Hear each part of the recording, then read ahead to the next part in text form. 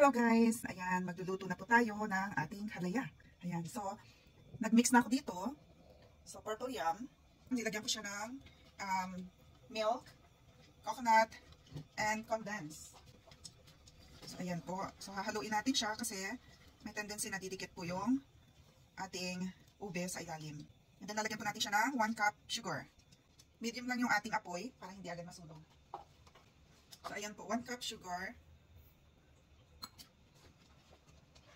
Haluin po natin hanggang sa mag-melt ang sugar. And dagdagan po natin ng food coloring. Ayan, ube. Para mas dark siya pag naluto. So, halo-halo, halo-halo. Ayan. Very dark po ito pag ito'y naluto. So, ube-ube siya. Halaya. Pwede nyo siyang gawin na ube pan. Ube pandesal. Yan, kasi masarap po yung ating gagawing halaya. Just keep on stirring it kasi didikit yung ano po ay didikit sa ilalim ng kawali. So para hindi siya dumikit ay halo lang po tayo ng halo hanggang sa ma-reach niya yung consistency. Yung lapot niya. Ayan guys, lumalapot na siya. So tuloy-tuloy lang po ang halo. So ang paghalo po nito ay 45 minutes yung nilagay ko. So depende po sa inyo kung gusto niyo yung medyo gooey ng konti, so bawasan nyo lang yung oras. So, depende po sa inyo kung gaano kalapot ang gusto ninyo. Ngayon, yung sa food coloring naman po, mapapansin niyo na very purple yung kulay niya. So, i-adjust nyo na lang po. Pwede nyo namang hindi nalagyan ng kulay ng food coloring. No? Flavoring siya na may kulay na purple. Ubi. Ubi flavoring siya. Ang dagdag lasa ng ating halaya.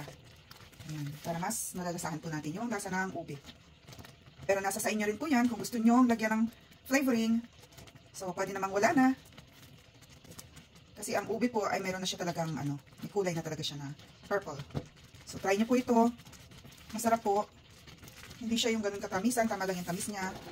Tapos, pwede nyo laruin. Lagyan nyo ng cheese sa ibabaw. Diba? Pwede siyang palaman sa tinapay. Sa pandesal. Ayan. So, nalabas na yung langis niya.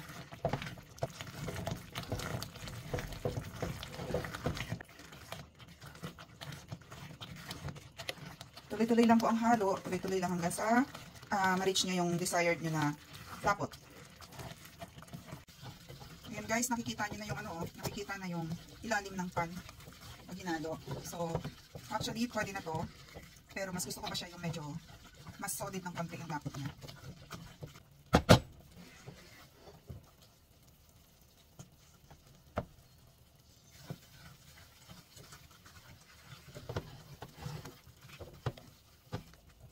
Ayan guys, ready na.